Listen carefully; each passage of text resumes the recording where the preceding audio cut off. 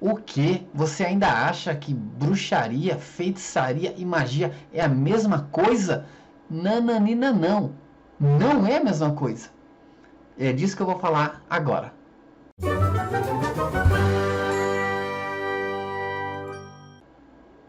Olá, meu nome é Rildo Moraes, eu sou instrutor de Kenpo, de defesa psicológica. Uma filosofia chinesa que surgiu entre os séculos 6, 7 e 8, então já faz mais de 1000 anos, que preza muito pela sensatez. A base do Kenpo é a sensatez. E o Kenpo se divide em 5 linhagens, 5 áreas de estudos diferentes. A primeira linhagem, ou a principal linhagem, é a linhagem psicológica. É quando nós estudamos nossas relações e interações com as outras pessoas. É nessa linhagem que surgiu o termo defesa psicológica. Quando você aprende a se defender de você mesmo, dos seus dramas, seus medos, suas culpas, e se defender dos outros. Intrigas, manipulações, tá? Insultos. Essa é uma linhagem. É a mais famosa linhagem do Kenpo, mas não é a única. Temos também a linhagem contemplativa, dedicada à meditação. A linhagem curativa, dedicada a técnicas de cura. A linhagem combativa, dedicada à defesa física. Isso é muito bacana dentro do Kenpo. E a linhagem mágica, dedicada a estudo dos processos de energia que influenciam as pessoas. Tá? E é pautado nessa linhagem mágica que eu vou responder a uma questão que me fizeram algum tempo atrás. Rildo, magia, bruxaria, feitiçaria, é tudo a mesma coisa, não é? Não é. Não é mesmo. Mas antes de eu entrar nessa temática, que é uma temática bem complexa, eu quero que você entenda uma coisa. Aparentemente, hoje, no mundo moderno, é quase que um delito você falar de magia. Por quê? Porque nós estamos submetidos a uma regra. Lembra que na Idade Média, não sei se você lembra, se você era criança naquela época, mas na Idade Média, você não podia falar nada fora dos ditames da igreja. A verdade estava na igreja. Então, assim, qualquer desenvolvimento fora era complicador. Qualquer estudo mais avançado era muito difícil. Então, hoje a igreja já não tem esse poder sobre nós e nós somos livres para pensar o que quiser. Certo? Não, errado, né? Nós estamos submetidos a uma outra controle, que é o controle científico acadêmico. Qualquer coisa fora da ciência acadêmica não existe, é irreal e, de forma diferente, as pessoas vão para a fogueira. Muitos cientistas tiveram suas carreiras destruídas porque o cara começou a estudar, por exemplo, como é possível alguém se curar com o passe. Pois não pode, isso é bobagem. Isso está fora, dos preceitos científicos. Então, é por isso que não se estuda muita coisa. É por isso que tem gente que morre de uma forma estranha e os médicos não conseguem entender. Por quê? Porque os médicos não vão sair daquelas regrinhas. Ou curas espetaculares. Eu conheço um caso, e é um caso muito próximo de mim, de uma pessoa que foi dada assim como incapaz, devido ao acidente, de voltar a andar novamente. Pois a pessoa fez uma cirurgia espiritual. 3 meses depois ela voltou no consultório do médico para dizer para ele: o senhor não sabe tudo. Então acontece coisas, acontecem fenômenos estranhos na nossa vida. Estou falando de curas e até de doenças que surgem do nada. Mas há várias situações estranhas. Uma vida que fica emperrada por um processo que ninguém consegue entender. A pessoa está fazendo tudo certo, mas está emperrado o processo.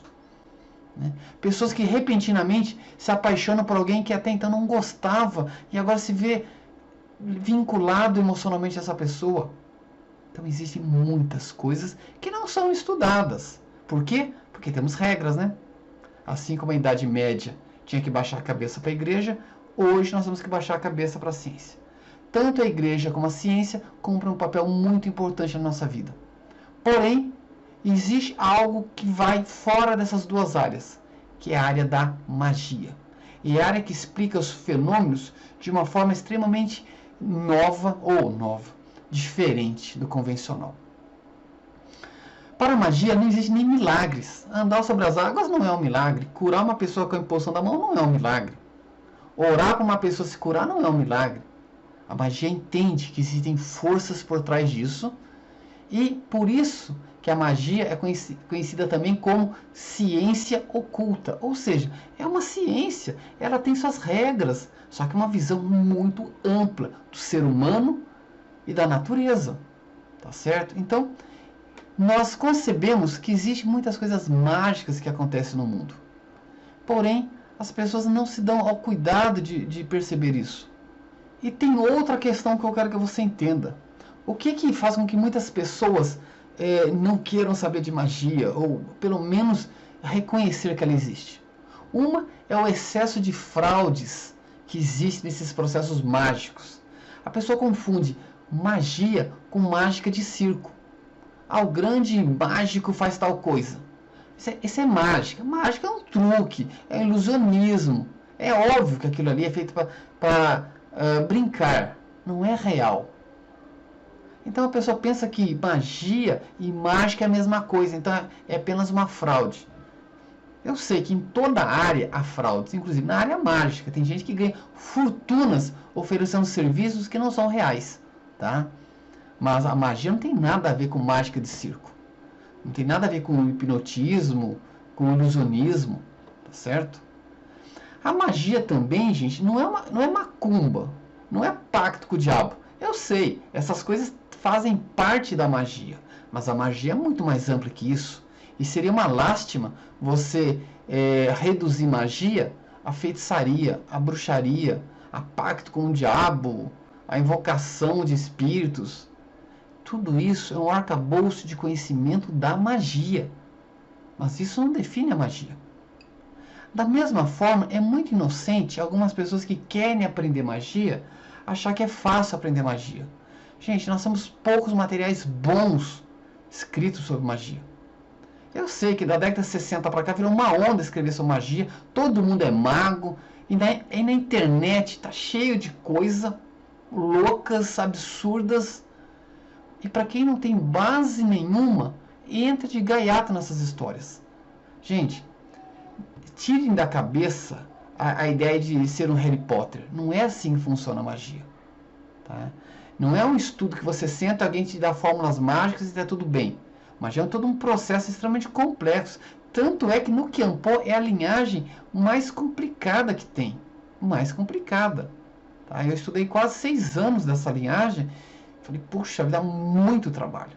Lógico, se você quer ser um mago, vai ter que estudar muito.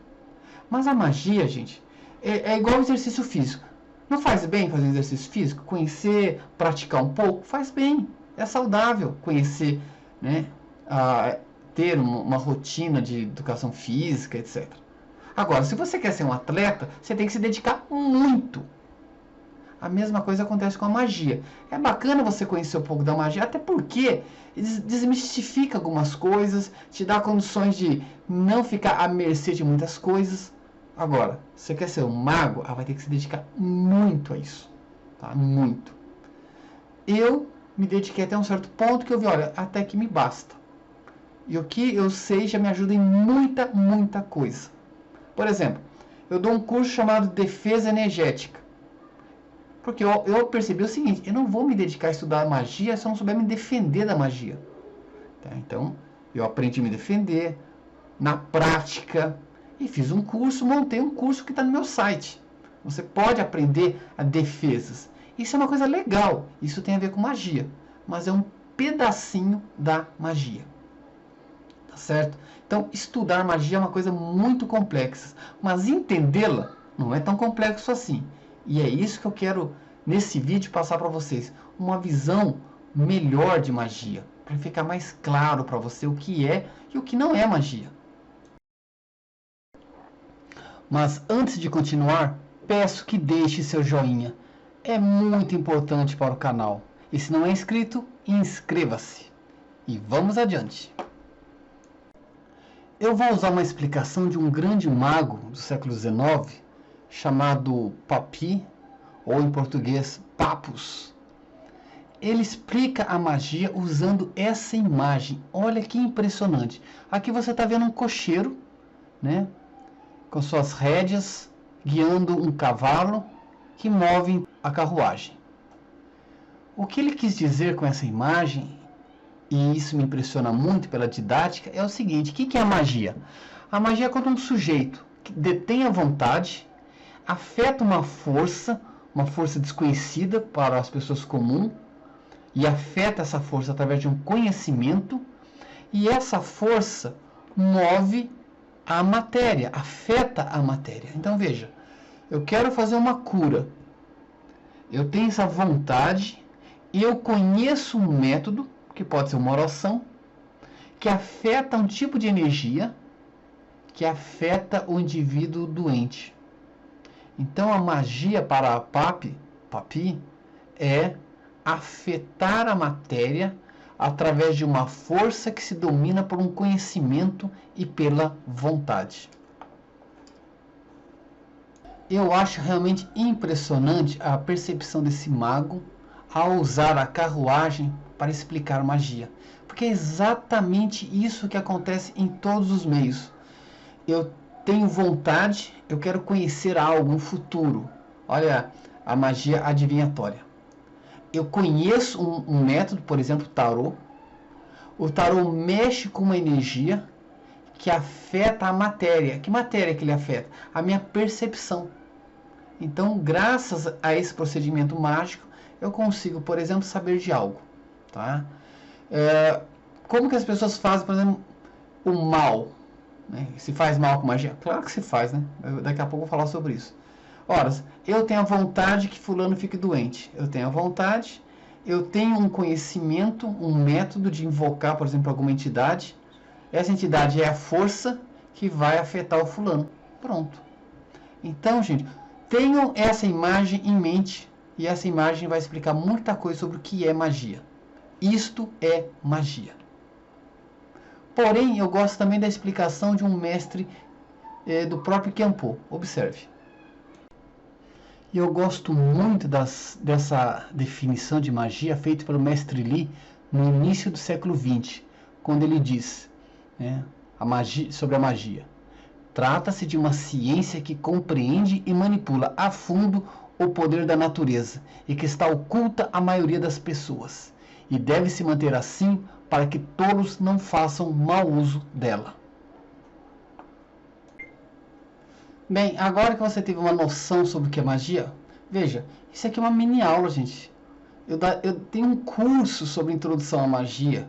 Só esse curso são quase 30 aulas. Por quê? Porque vai abordar várias questões da magia. Então, isso daqui é apenas uma mini aulazinha, tá? Então, calma.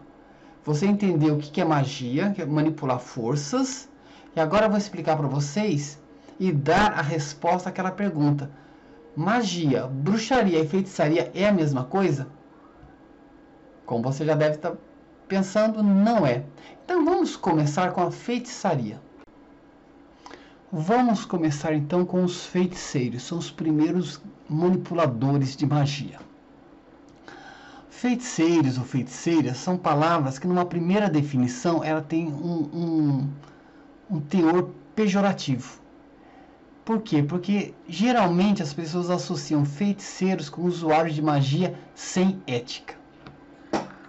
Quando a pessoa usa da magia sem ética, ela faz um mal, ela se aproveita das outras pessoas. Então feiticeiros ganharam muito essa definição. Mas existe uma segunda definição que eu prefiro, que feiticeiros são usuários de primeiro nível da magia. Eles são as pessoas que estão começando o caminho da magia. E a principal característica deles é que eles conhecem fórmulas, sejam feitiços, orações, simpatias. Quanta gente não faz simpatia? Então, tudo isso é feitiçaria. Então, feitiçaria é o uso de fórmulas, ou chamados feitiços. Os feiticeiros, eles aprendem várias fórmulas sobre vários assuntos, sabem fazer várias coisas. Então, muita gente que você chama de mago, de bruxo, ele é um feiticeiro. ele simplesmente aplica fórmulas. Ele não cria essas fórmulas. A função do feiticeiro, né, ou melhor, a habilidade de um feiticeiro não lhe permite criar fórmulas. Ele apenas faz o que sabe. Por isso é fácil, de certa forma, ser um feiticeiro. Basta você ter uma lista de feitiços, né? Esses feitiços, como eu disse, podem ser orações, porque oração você não está afetando também através de uma outra força? Sim, você pode chamar essa força de Deus também, de anjo, sei lá, do que você quiser, de santo. Você está afetando uma força. Olha o princípio da magia. Você tem vontade, tem conhecimento e afeta uma força, tá? Gente, os feiticeiros, né, eles podem se pautar ou não na ética. Então, não há feiticeiros do mal apenas. Há feiticeiros bons, né? Muita gente, mas muita gente que ajuda, que faz oração, que dá fórmulas para curar, são feiticeiros. Então, quando você fala que as feiticeiras foram queimadas, eram pessoas que tinham feitiços, orações, simpatias. Eram todas boas? Ah, provavelmente não, né? Porque toda moeda tem dois lados. Tem feiticeiros éticos e tem feiticeiros que não são éticos. Por exemplo, matar uma criança dentro de um ritual de magia é coisa notoriamente de feitiçaria. É muito raro um bruxo fazer isso e menos ainda um mago fazer isso. É coisa comum de feitiçaria, tá? Bom, mas esse é o primeiro nível. Não paramos por aqui. Bem, agora vamos falar do segundo nível, mais sofisticado. São os bruxos. Geralmente tem uma definição negativa. Geralmente. Mas você sabia que depois do Harry Potter, isso foi uma coisa bem bacana, começou a se falar melhor de bruxas, de bruxos, dando o ar que todo bruxo é bacana, legal. Lembrando, o bruxo pode ou não se pautar na ética. Pode ou não fazer o bem ou o mal. Tá? Numa definição que algumas escolas usam, inclusive o próprio Qianpo, os bruxos são usuários de segundo nível. Já estão melhores do que os feiticeiros. Por quê? Porque assim como os feiticeiros, eles também conhecem fórmulas. Também se utilizam de feitiços. Mas eles têm acesso a seres não físicos. Ou seja, a seres que não se manifestam no mundo tridimensional. Sejam eles humanos ou não. Humanos são o quê? Pessoas que já viveram aqui, né, que podem ajudar ou podem fazer alguma coisa. E também seres que não são humanos. Por exemplo, alguns tipos de anjos, alguns tipos de demônios. Por que alguns tipos? Não, porque tem anjos que são pessoas que se tornaram anjos. Tem demônios que são pessoas que se tornaram demônios. Então, os não humanos podem ser alguns tipos de anjos, alguns tipos de demônios, podem ser elementais da natureza, podem inclusive serem tipos artificiais, ou seja, seres que parecem ser vivos, mas não são vivos. Estou me referindo ao caso de egrégoras e de formas mentais cristalizadas no plano astral. Eles não são seres humanos. Na verdade, eles não são nem vivos, né? São chamados seres artificiais porque são criados pelos homens. Geralmente criados por magos, através de processos, tá? Bom, então esses são os bruxos. Podem ser do bem e podem ser do mal. E agora vou falar do terceiro nível de manipuladores de magia. São os magos. São seres mais raros. Então, isso aqui é como uma pirâmide. A base é feita de feiticeiros, que tem aos milhares, tanto positivos quanto negativos. Depois nós temos os bruxos, que já têm uma habilidade maior do que os feiticeiros. E por fim temos os magos, que são mais raros, né? Porque eles têm características muito peculiares. O próprio termo mago já pede um certo complemento, branco ou negro. Um mago branco é aquele que segue os ditames éticos, morais. Ou seja, ele não vai prejudicar ninguém, não vai causar danos, e ele tem uma abordagem em prol dos demais, enquanto que um mago negro, ele tem uma visão egoísta de mundo, ele tem a percepção dele e para ele das coisas, tá? O mago, ele se dedica a estudos profundos de magia com o intuito de ampliação do seu estado de consciência. É diferente do bruxo e do mago. Ele tem uma busca por ampliar sua percepção. Ele quer um conhecimento, uma sabedoria que afete este e os outros mundos. Uma das suas características é que ele conhece e cria fórmulas. Lembra aqueles feitiços que os feiticeiros e os bruxos usam? Geralmente são criados por algum mago. E ele, por quê? Porque ele entende a fundo os segredos da natureza. Um feiticeiro, por exemplo, ele sabe que se ele pegar um ramo de goiabeira, amarrar e fizer tal coisa, gera tal efeito. Um mago, ele cria isso porque ele sabe o que tem por trás. Então, o mago conhece e cria fórmulas, tá? Ele também tem acesso a seres não físicos, humanos ou não humanos, naturais ou artificiais, e ele tem um nível de percepção da realidade acima do convencional. Você quer ver uma coisa interessante? Você nunca vai achar um mago negro para fazer um trabalho contra fulano. Barredo, mas ele é um mago negro, ele quer o mal.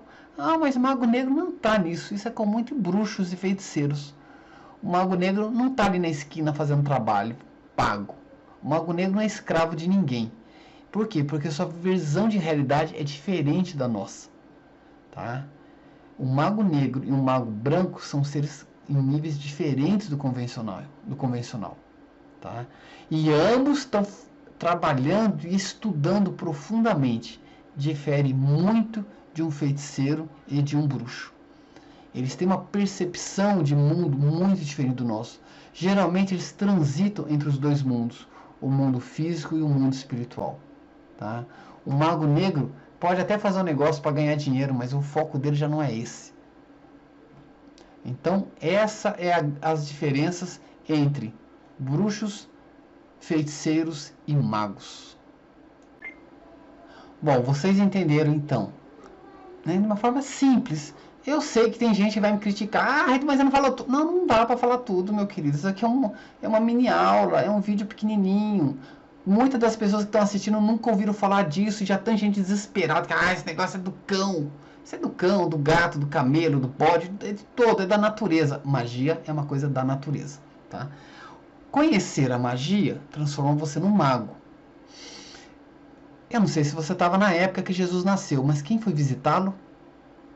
Magos. Por quê? Porque Jesus até hoje é considerado um dos grandes magos do planeta. Por quê? Porque ele domina forças. Né? Ele domina forças e ele tem um conhecimento além do convencional. Ah, tá, você é católico, evangélico, ficou magoado com o que eu falei. Tá, esquece o que eu falei. Bom, mas eu quero facilitar um pouco para as pessoas que querem conhecer magia. E eu vou concluir esse vídeo com os chamados sistemas mágicos, para você ver que existem várias abordagens diferentes de magia. Claro que esses sistemas de magia implicam em nível de feiticeiro, nível de bruxo e nível de mago. Não é o fato de você estudar um sistema de magia que faz de você um mago. Grande parte das pessoas que estudam, inicialmente estudam o quê? Fórmulas. Às vezes alguns já tem algum acesso, vai entrando no patamar do bruxo, e outros começam a despertar para outras realidades e se tornam então magos. Acompanhe. Muito bem. Vou mostrar para vocês alguns sistemas convencionais de magia. Tá? Não vou falar de escolas, porque muitas tradições de escolas são consideradas sistemas, mas eu prefiro usar o sistema numa visão mais genérica, ou seja, formas e abordagens de magia. Alguns sistemas de escolas, por exemplo, você pega a Golden Dawn. A Golden Dawn é uma mescla de alguns sistemas que eu vou apresentar aqui. Você pega o Outro também é isso. O Bardonismo também, o Martinismo. Todas elas são escolas cujos sistemas são mescla de sistemas que eu vou apresentar aqui. Tá? isso também é uma visão geral de sistemas. Sistemas, gente, são padrões de estudos de magia. Além do sistema, existem os estilos que eu vou apresentar no final. Existem 3 grandes estilos e diversos sistemas. Vamos conhecer alguns sistemas. Os sistemas herméticos são os sistemas mais famosos. Você vai ver o bardonismo, que é uma escola famosa no mundo mágico, ela usa esses sistemas, são sistemas herméticos. Tá? Outras escolas também usam. Tá? O sistema hermético é pautado no quê? Nos conhecimentos de Hermes Trismegisto, que vem desde o Caibalion, que é um livro famoso, a Tábua das Esmeraldas, e uma tradição de escritos nessa área. Outro sistema famoso são os sistemas alquímicos. O sistema alquímico, de certa forma, ele resgata a magia cristã. A magia cristã. Muito do que se vê no ritual cristão tem suas traduções mágicas, né? É lógico, a maioria dos padres já perderam isso, e as igrejas modernas nem tem mais isso. Mas a alquimia, que é a transmutação de materiais, sejam físicos, emocionais ou mentais, é um sistema mágico. Nós temos também o sistema cabalístico, que é pautada na Cabala, ou Cabalá, que é uma tradição judaica de origem provavelmente egípcia. Muitas das pessoas que trabalham com anjos nem imagina, mas ela tem como base o sistema cabalístico. Então, invocação de anjos, tal. Isso é cabala. Tá? Mas isso é o sistema mágico. Grande parte das pessoas modernas, elas têm uma visão superficial das coisas. Por isso é que é muito comum feitiçaria. A pessoa faz, mas ela nem sabe o que ela está fazendo exatamente. Daí é fácil fazer besteira também, né? Bem, existe um outro sistema chamado sistema do caos, ou magia do caos. É uma magia extremamente, eu diria, caótica, porque a sua abordagem sobre o mundo, sobre as energias, não segue nenhum padrão convencional. Muita gente gosta disso. Eu conheço gente da Otto, que é uma escola que gosta, então tem gosto para tudo, né? Bom, um outro sistema muito interessante que é o sistema tântrico. Eu sei que nem todo tântrico tem a ver com magia, mas o tantrismo real, ele é um sistema mágico. Embora seja um sistema oriental, e eu não quero fazer abordagens orientais aqui, eu coloquei porque o tantrismo influenciou muitas escolas ocidentais de magia. Existe também o sistema xamânico. Lógico que a palavra xamânica é uma palavra muito ampla, ou seja, pessoas que trabalham com forças da natureza, sejam elas forças dos elementais, como fogo, a água, a terra, o ar, ou as forças dos animais e dos vegetais. Aqui no Brasil, por exemplo, o uso de ayahuasca em rituais xamânicos é muito comum. E para quem não sabe, a ayahuasca é uma planta, né? Uma das chamadas plantas de poder. Bom, os sistemas africanos também são muito poderosos. Aqui no Brasil a gente vai conhecer a quimbanda, o candomblé. Mais ao norte, né, na América, você vai ver o voodoo, principalmente ali no Caribe, né? Existe a magia planetária, que é a magia relacionada com as invocações de gênios planetários. Bom, um outro sistema mágico é o sistema nórdico. Aqui, gente, eu estou usando esse termo para me referir a toda a magia europeia do norte. Aí vai entrar desde as runas nórdicas até os druidas e outras formas de manifestações de magia que existem no norte da Europa. Eu coloquei aqui também dois sistemas que eu sei que são diferentes, eu coloquei junto para os dois brigarem entre si. Existem os satanistas, que têm uma visão muito simplória do mal, e tem os luciféricos, que são mais sofisticados nos seus estudos e merecem respeito pelo nível de conhecimento que eles têm sobre a luz, já que Lúcifer é o fazedor de luz, né? Bom, esses são sistemas mágicos. Agora, existem também os estilos, ou seja, eu posso me utilizar de um sistema apenas para um estilo específico. Por exemplo, o estilo adivinhatório. Muita gente da cabala e do hermetismo usa o tarô, né? Muita gente dos sistemas africanos pode usar, por exemplo, búzios. No sistema nórdico, pode usar as runas. Tá? Então, você pode usar, às vezes, apenas um estilo. Seja ele adivinhatório ou invocacional. O que é invocacional? É quando você invoca entidades. A magia planetária invoca, por exemplo, gênios planetários, né? Os africanos podem invocar seus deuses, né? Os cabalistas invocam anjos. Muita gente que trabalha com anjo tem como base a cabala e não sabe disso. E existe, por fim, um outro estilo chamado estilo expansivo, onde eu uso da magia para expandir meu conhecimento, expandir minha percepção. Estes estão trabalhando para se tornarem magos, porque eles usam esses sistemas para expandirem suas percepções de si mesmo e do mundo, ok? Então, gente, isso daqui é uma visão muito resumida. Esses são grandes sistemas. Mas, gente, eu peço perdão, mas isso daqui é uma mini aula, que não é uma aula de magia. A teoria da magia, como eu disse para vocês, ela é vasta, né? São quase 30 aulas para a gente ter uma noção e poder compreender melhor a magia, tá bom? Então, isso aqui é um resuminho. Muito bem, meus queridos, minhas queridas, era minha proposta nesse vídeo tirar uma dúvida que me fizeram sobre magia, bruxaria e feitiçaria. Então, perceberam que não é a mesma coisa. E perceberam que todos eles podem ter um aspecto positivo e um aspecto negativo. Nem toda bruxa que foi queimada na Idade Média era santa, nem todo feiticeiro é do mal. Por quê? Porque existe uma questão de polaridade, de que lado da moeda a pessoa está, tá certo? Bem, esse aqui é um mini vídeo, então se você quer saber mais, a gente teria que fazer um curso sobre isso. Não dá para aprender isso tão facilmente, tá? Precisa de um estudo sobre vários aspectos, para você ter ideia. Olha só o que a gente estuda num curso de introdução à magia. Bastante coisa, né?